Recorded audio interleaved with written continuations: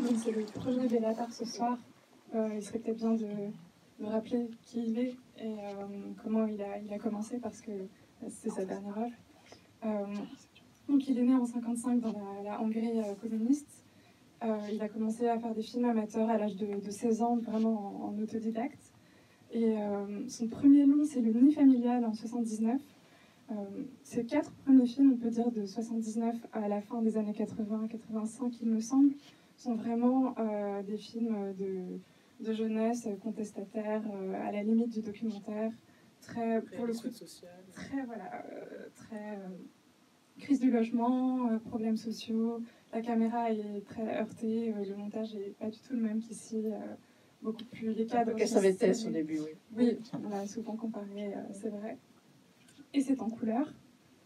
Et c'est dans les villes. Alors qu'ensuite, l'exode rural intervient et on quitte totalement ce décor-là pour partir donc à partir de Damnation en 87, qui est vraiment le film charnière, noir et blanc, plan séquence communauté de base, et surtout collaboration avec l'écrivain hongrois László Krasznahorkai, avec qui il signera tous les autres films jusqu'au dernier. Et là, ça devient... on passe de la révolte au désastre. C'est le temps d'après, pour reprendre le philosophe Jacques Rancière. On est sur le long cours, on est sur le métaphysique, la dimension beaucoup plus cosmique et beaucoup plus décadente, en quelque sorte, désespérée. Pour lui, c'est toujours le même film, c'est une espèce de continuum, mais en creusant chaque fois la même histoire. Il dit que depuis l'Ancien Testament, on n'a rien inventé de neuf. Donc, ces personnages sont eux aussi enfermés dans cette répétition inlassable de laquelle il faut sortir, et jusqu'à épuisement. On voit bien dans Le Cheval de Turin que l'atmosphère est délétère. On n'arrive pas du tout à... On est dans un délabrement matériel, on est dans un désœuvrement mental. Les personnages n'arrivent plus du tout à sortir de cette spirale, finalement. Et Bella Tarr les lance sur des trajectoires rectilignes pour casser cette circularité. Ils essayent de voir ce qu'il y a derrière l'horizon.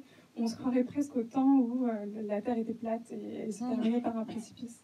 Pour reprendre une phrase qui est dans Damnation, je crois que c'est toute histoire est une histoire de désintégration. Donc c'est c'est exactement ce qui se passe. Et même tous les héros finiront par se désintégrer dans le même film. Donc ça, c'est la patte aussi du scénariste László Krasznahorkai, avec ses histoires circulaires, le retour du même, avec des variations dans la manière dont c'est filmé, mais dans ce qui se passe, pas vraiment. Oui. Et alors, il a écrit Le Tango de Satan et La Mélancolie de la Résistance. Sinon, L'Homme de Londres, c'est une adaptation de Georges Simenon. Ouais. Et autrement, il est co-scénariste pour Le Cheval de Turin et pour Damnation. C'est scénario original. Oui, c'est un scénario. Ouais. Un scénario qu'il avait d'ailleurs, que László Krasznahorkai avait écrit il y a très longtemps. Oui, et que Bella avait dans ses tiroirs depuis très longtemps, et il savait depuis longtemps que ça allait être son dernier film. 15 ans plus tôt, apparemment. Je crois que pour l'anecdote, Bella Tarr avait vu László Krasznahorkai sur scène raconter cette anecdote, et c'était devenu un sujet... sur Nietzsche, pardon, sur Le Cheval de Turin. C'était devenu un sujet récurrent entre eux, mais qu'est devenu le cheval? Et quand Bella Tarr était en dépression totale après le suicide de son producteur français sur L'Homme de Londres, László est venu le voir et pour le consoler, il lui a dit « Bon, et le cheval dans tout ça ?» Et c'est de là que c'est reparti, puisque pour lui, un film en génère un autre. Et c'est revenu, il a eu la force d'en faire un dernier. Bella Tarr s'intéresse beaucoup aux animaux et il les met vraiment à égalité avec les hommes. On a l'évocation des vers qui ne travaillent plus le bois, on a les chiens dans Damnation, on a le renard au cou d'Henriette dans L'Homme de Londres, on a sans cesse la baleine dans Les Harmonies Werckmeister, le chat martyrisé dans Satan Tango. Les animaux sont vraiment un sujet à part entière et qui méritent l'élan de compassion que Nietzsche a eu. Et aussi le fait que l'homme ne soit plus du tout au centre de son... que l'homme ne soit plus le sujet principal. Vraiment, si quelque chose a changé aussi dans le cinéma de Bella Tarr entre ces deux manières, on peut dire, c'est qu'aujourd'hui, le vrai sujet, c'est le paysage, c'est c'est l'environnement extérieur et les éléments, la pluie, la boue, les tempêtes, tout ça est arrivé avec Damnation en 87. Et c'est ce qui vraiment fait que l'homme est impuissant à agir, qu'il se fait contaminer par le paysage. Bellatar nous invite à regarder en même temps que ces êtres qui sont à la fenêtre, spectateurs, ils sont en faction presque, se laissent complètement contaminer par la pesanteur du paysage. En quelque sorte, le vent balaye tout, les rêves et les paroles, c'est ce que dit Jacques Rancière. Mais on est aussi passé de la chanson dans la première période à la musique sérielle entêtante de Mireille Vigossi. C'est un des grands changements. La répétition vient aussi du son. De toute évidence, le film a été compliqué à produire comme les autres films de Bellatar. Est-ce que vous pouvez nous en dire plus sur votre rencontre avec le cinéaste, sachant que c'est son dernier film et c'est votre premier film en tant que productrice? Voilà. Ça compliqué à produire. Bon. Oui, difficile. C'était difficile, mais bon, c'était difficile parce que c'est Bellatar et que Bellatar n'avait pas, même si c'était déjà un cinéaste culte, il n'avait pas encore la renommée qu'il a internationale. Il avait une renommée de cinéphile, mais c'est vrai qu'après Le Cheval de Turin, il a été davantage reconnu. Et donc, les financements en France ont été quasiment nuls. Et qu'on a dû remonter toute la production et repenser la production. Mais voilà, c'est difficile. Et c'est sans doute. Enfin, Bella a décidé, que c'était son dernier film. Et il le savait depuis longtemps que ce serait son dernier film. Et je le connaissais parce que j'avais présenté les harmonies de Werkmeister à la Caserne des réalisateurs quand je dirigeais la Caserne des réalisateurs. Et voilà, donc on s'est liés d'amitié et il est venu me voir quand il voulait faire ce film pour me dire voilà, je voudrais que tu produises ce film. Voilà, donc c'était mon premier film, effectivement. Et bon, ça a été ça a été une belle aventure. Voilà, ça a été une très belle aventure, compliquée mais belle. Et Bella a la réputation d'être un cinéaste difficile, mais c'est pas difficile, il est exigeant. C'est-à-dire que pour arriver à ce niveau de cinéma, il faut avoir une certaine exigence. Et donc, il faut être à la hauteur de cette exigence. Il a la réputation de ne pas écrire de scénario, de script, de storyboard, ou alors réduit à peau de chagrin. Comment est-ce qu'on travaille dans ces cas-là? Ah bon, on lui fait confiance. Ouais. C'est-à-dire que le scénario, c'est 20 pages. Et il y a une trentaine de plans. C'est-à-dire qu'il a tous les plans dans sa tête. Et quand je suis arrivée à Budapest dans son bureau, il y avait un tableau avec 30 je crois que c'est 32 post-it. 34 ouais. Bon, voilà, je m'en souviens plus. Donc 34 post-it, et c'était le film. C'est-à-dire qu'il avait tourné voilà, et donc il tournait, évidemment pas chronologiquement, parce que là, tout le décor, on a construit la maison. C'est-à-dire que ce n'était pas une maison qui existait déjà. Il a fallu la construire parce qu'il a fait plein de maisons. Il n'a jamais trouvé la maison qu'il voulait, donc on a construit la maison. Et voilà, et donc 34 plans dans un film de 2h30, c'est quand même assez extraordinaire. Le tournage a nécessité un hélicoptère, des machines à vent. Ah oui. C'est assez lourd, n'est-ce pas? Vous disiez qu'il avait presque des moyens hollywoodiens pour réaliser ce film qui n'y paraît pas.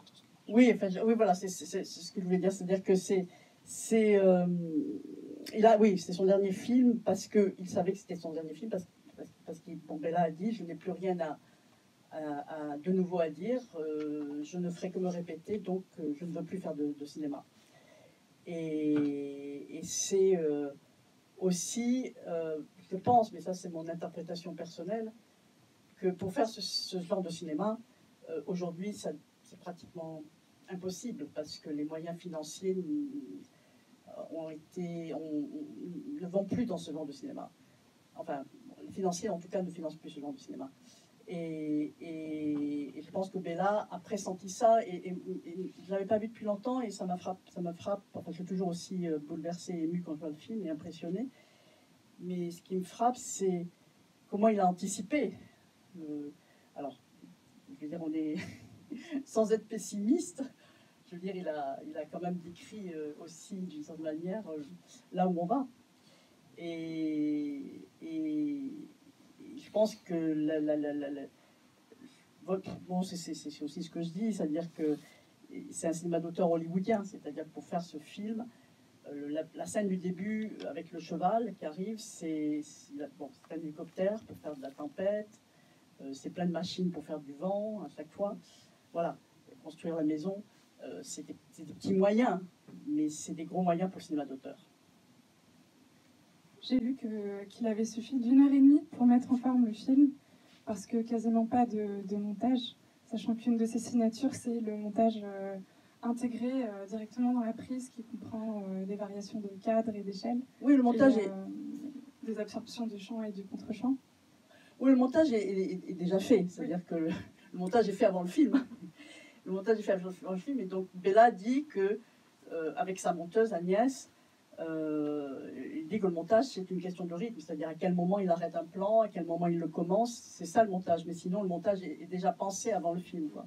Par contre, le son, ça a l'air d'être beaucoup plus complexe parce que tout est post-synchronisé.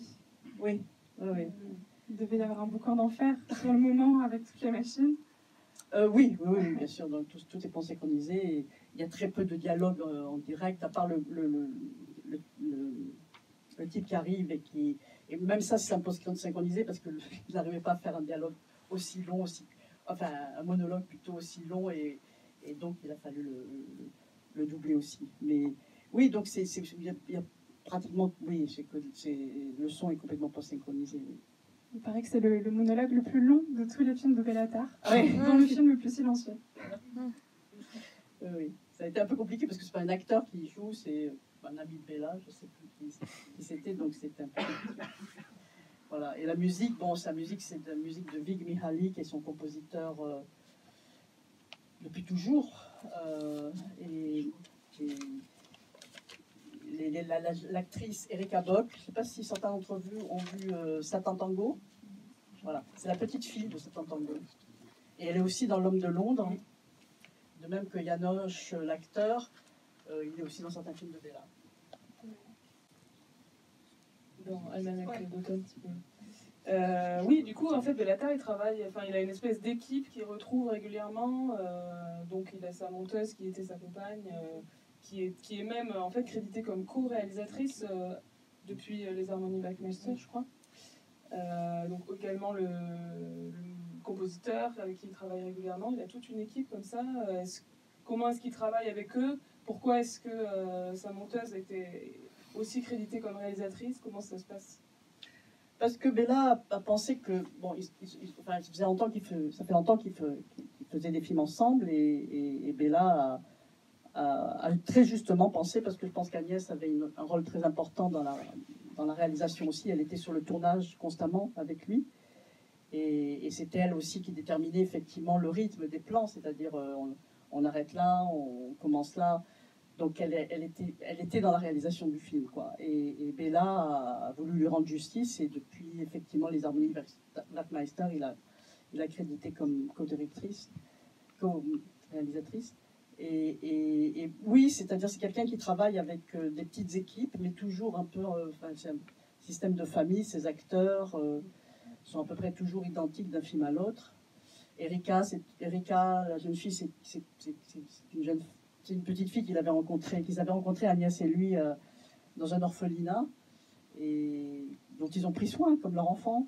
Voilà. Mais Erika, c'est quelqu'un qui ne travaille pas dans le cinéma du tout, quoi. Pas du tout. Donc c'est quelqu'un de très généreux, et qui a embrassé comme ça, et qui a créé une famille comme ça autour de ses films et de son... Voilà.